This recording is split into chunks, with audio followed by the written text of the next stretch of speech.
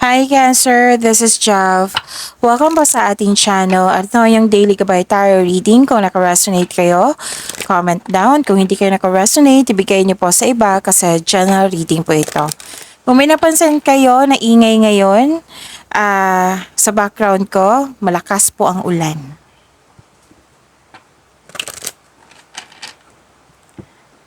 This is for you, Cancer.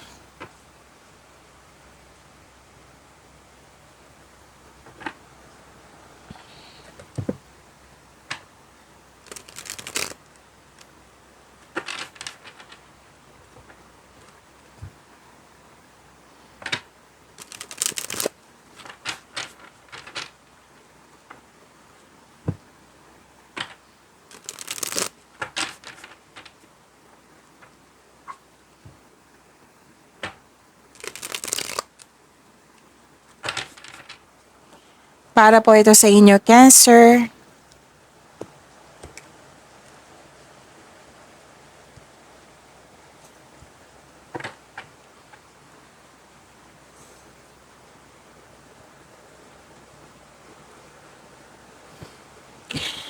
Maraming salamat po sa inyong patuloy na suporta at maraming salamat din po sa mga hindi nag-skip ng ads.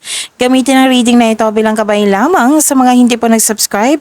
Subscribe na po kayo at click bell notification para malaman nyo na may bago tayong video. Para sa mga gusto magpa-reading, comment po kayo ng personal reading. Again, comment kayo ng personal reading and check my reply sa comment section.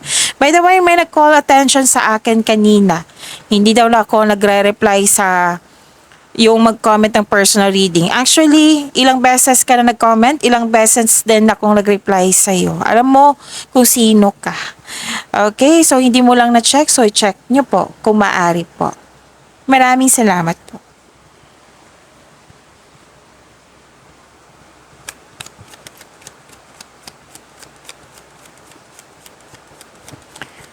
Spirits Guide, mga ganap po para kay Cancer. I need 3 cards po.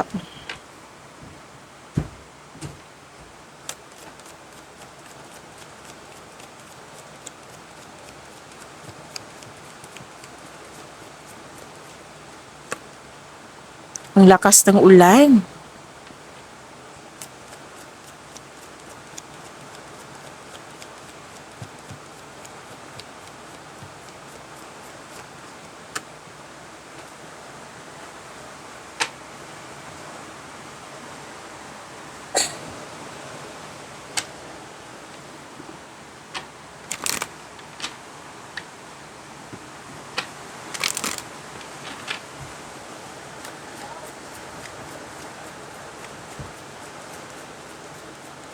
Spirits Guide, message siya pa para kay Cancer. I need 2 cards po.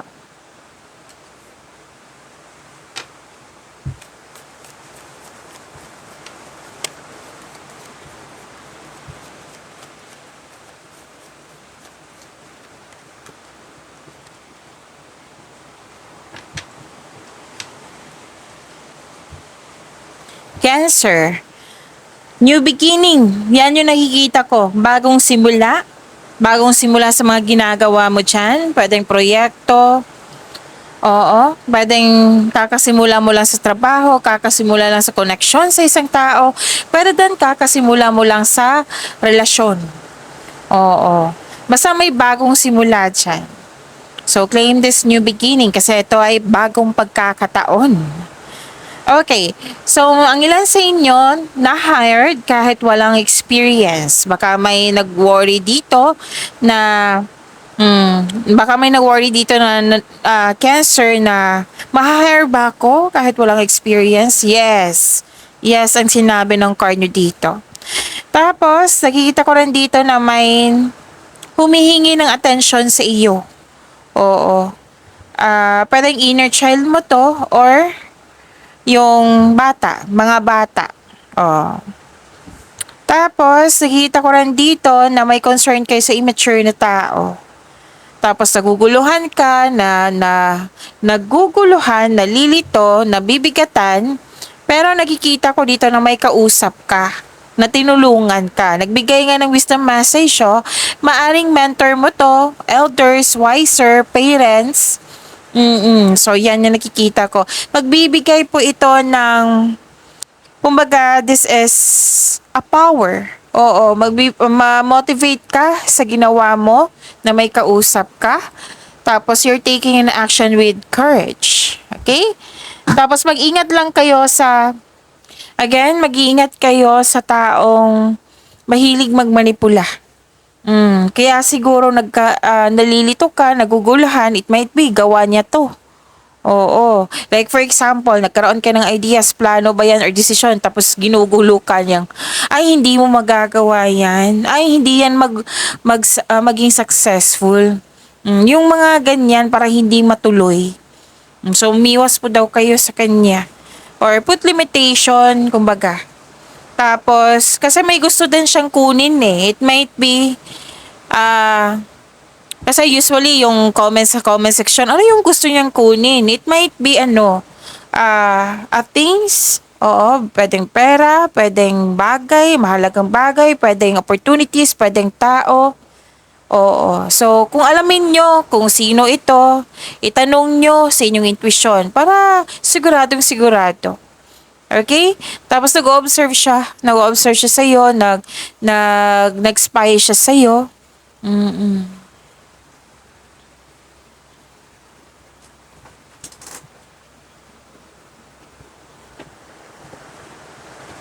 So, this is conclusions are within reach. This is solusyon. Okay na. Nabigyan na ng solusyon, na-overcome na. Oo. So, magiging okay din ang lahat. Kung nag-alala ka, naguguluhan ka, magiging okay din yan. And don't let your past hold you back. Okay? So, it might be may nangyari sa nakaraan na hindi mo siya lubusang tanggap. Lakasan ko lang yung boses ko ha kasi sobrang lakas talaga ng ulan. Wow. And, yun. Ang sabi dito, don't let your past hold you back. It might be may nangyari sa nakaraan na hindi mo siya lubusang tanggap, nadala-dala mo hanggang ngayon. So kailangan mo mag-focus sa present para may better outcome sa future. Yung mga harvest, i-harvest nyo. So kailangan maging productive kayo ngayon and let go mo na yung mga nakaraan. It might be may palbak ako ng decision the other day, last week. Baka palpak din ngayon. May mga ganyan na akong naririnig. So, wag ganun. Okay?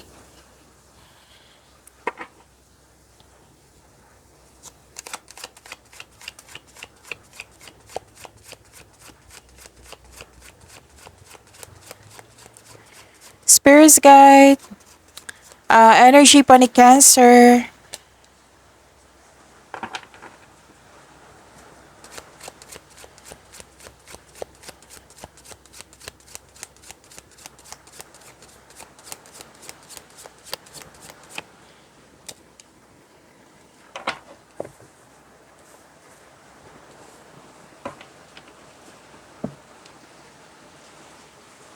Kung may narinig kayo or may nakita kayong repeating message, meaning to say, pinupush ng cards nyo yan. Like for example, nanood kayo ngayon ng May 13 and May 14. Tapos may napansin kayo na repeating message. Yan po yung pinupush ng cards nyo na kailangan yung bigyan ng atensyon, solusyon at aksyon. Kung maaari po. So ano yung energy ni Cancer?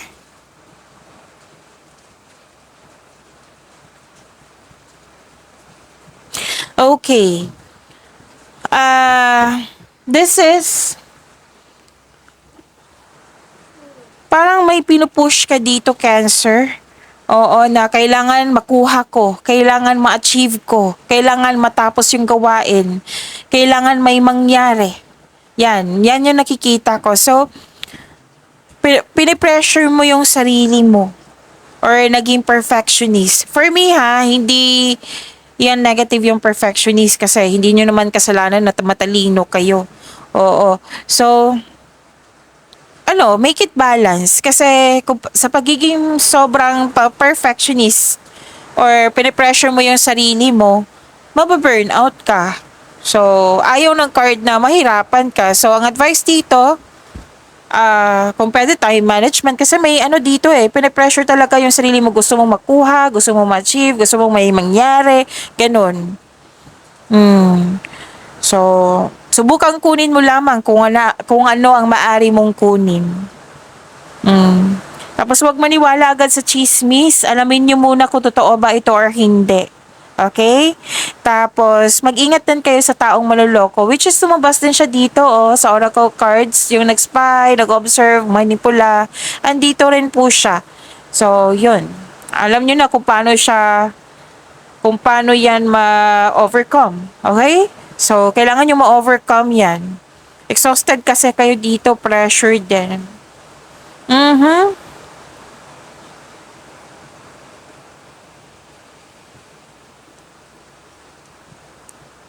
And actually, malakas sa inyong intuition. Kailangan mo lang makinig. Kasi ang ilan sa inyo, nakikita ko dito, hindi nakinig.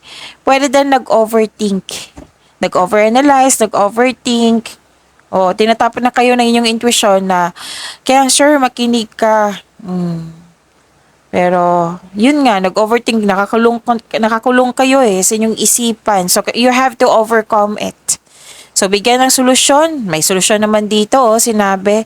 Tapos, kung hindi pa kayang bigyan ng solusyon, then change the channel. Mag-time for reflection kayo, mag-mindfulness cues kayo kasi makatulong yan sa pag-stop ng overthinking.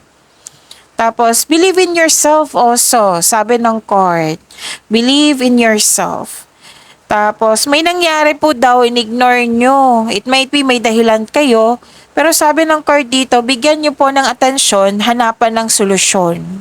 Kumbaga, harapin. Kasi may maibibigay naman yan. Kung ma-overcome mo yan, may maibibigay yan ng learnings. May mangyayaring, what I meant is, may mangyayari, after nyan. Darating na yung mga blessings na kailangan mo, solusyon sa inyong problema.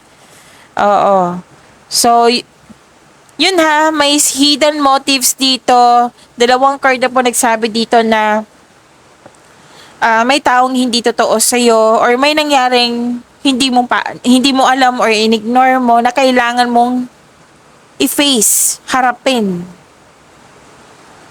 Okay? Kasi may refusal to look within dito let's say, may pagdududa pero hinayaan mo. Alam mong nagdududa ka. So, it might be, tinatap ka ng intuition mo na kailangan mong makinig. So, may confusion dito, ignore, hidden motives. Kailangan talaga makinig sa inyong intuition kung maaari po. Okay? It might be, tinatap kayo ng inyong intuition. Ito yung solusyon, Cancer. So, kailangan mong makinig. Kasi tinutulungan kayo ng intuition nyo, hindi kayo mapapahamak dyan.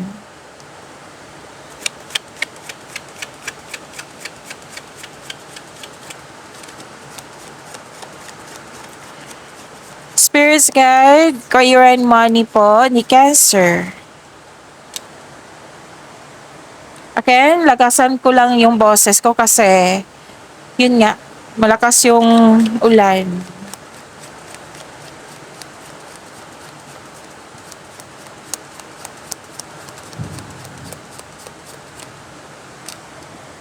Ang ganda, Cancer. This is your lucky day. Yes. Kasi nga, andito po si Wheel of Fortune. Diba? Ang ganda.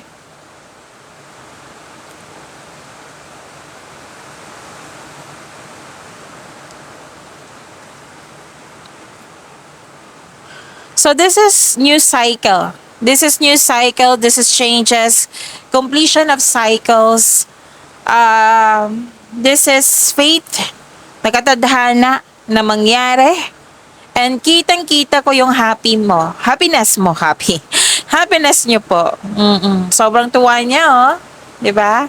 So, happiness. So, I'm happy for you, Cancer, na happy ka sa mga ganap regarding sa career and money mo. This is destiny, this is good luck and good karma, ang swerte mo. Itong swerte na ito, nagkaroon kasi binigyan mo ng naging productive ka sa araw-araw. Oo. Hindi lang to plain swerte. Kumbaga, resulta talaga to sa inyong sipag at tiyaga. Mm.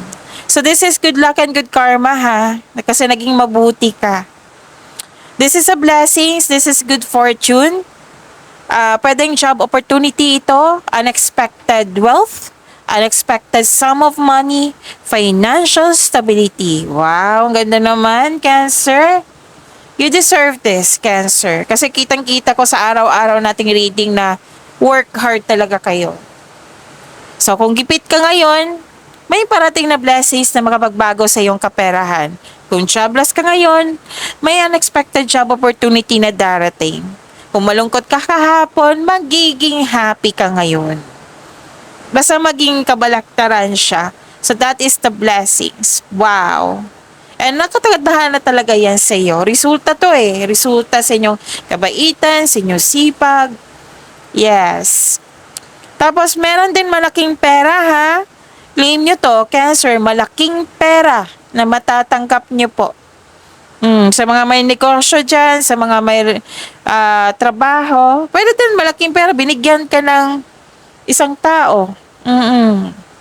So, claim nyo tong malaking pera na ito, Cancer. So, whether marami kang clients, project, or marami kang benta ngayon, oo. Pwedeng sweldo, pero din na binigay sa'yo. Oo. So, you are moving from a painful cycle to happiness. So, embrace nyo po ang situation na ito kasi ang ganda. Ito yung dumating sa inyo. Okay? So, focus kayo. Sinabi din to sa cards nyo ha. Kasi this is a repeating message. Different cards but repeating message. Cancer, sabi po ng card. Focus kayo sa makontrol nyo in order to find peace. Let go mo na ang hindi mo na makontrol. So yun na, may changes na darating po or blessings. You have strength in new beginnings. The cycle restarts.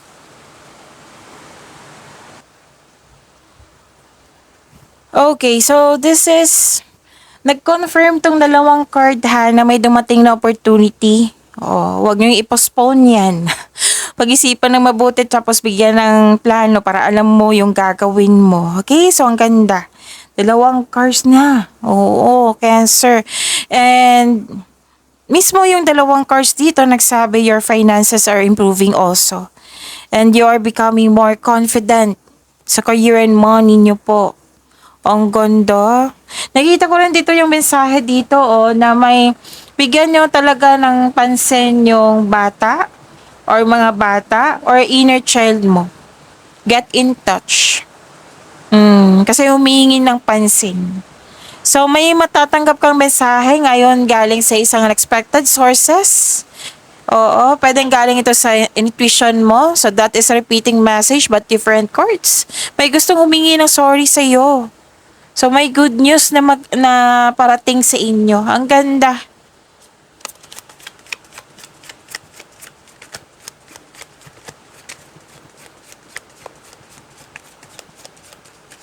Love life, self-love, partnership, and romance ni Cancer.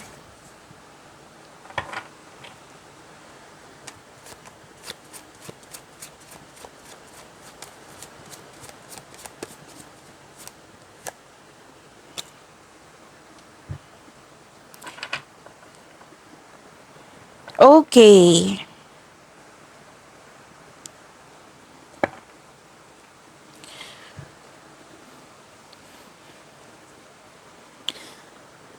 May concern kayo sa isang tao na bossy. I think lumabas to kahapon sa inyo na concern nyo na bossy. May gusto, yung gusto niya masunod yung gusto niya. Gusto niya makuha lahat yung gusto niya. Or hindi kayo satisfied sa status or sa situation mo ngayon. May naging arrogante dito. So, bossy, arrogante, yan yung concern mo. At yung mga biyaya na tanggap nyo, yes, may abundance po nangyari. So, wag nyo daw masyadong igasta. Kumbaga, save it. Kung i-consider mo ang mga biyayang natanggap, celebrate it by expressing gratitude and generosity. Ang ganda ng course nyo ngayon. Cancer. And, ano pa? Yung delay, habaan ng pasensya. Mm. Dalawang card kasi nagsabi talaga dito na ano, na may disconnection sa isang tao. Pwedeng naalala nyo to ha, or mangyayari pa lang. So, itong mga pangyayaring ito, itong delay, itong disconnection, itong hindi ka satisfied, may bossy, may learnings po kayo makukuha dyan. Sabi po yan ng card. So, ang kailangan nyo ngayon, ang assignment nyo ngayon, be flexible and patient. Yan yung kailangan ngayon. Pag-imanin nyo po yung blessings na binigay sa inyo, ang daming blessings dito. Cancer, wow. So, claim nyo po. Pag-imanin nyo po. Okay? So, see you tomorrow. Cancer, maraming salamat po.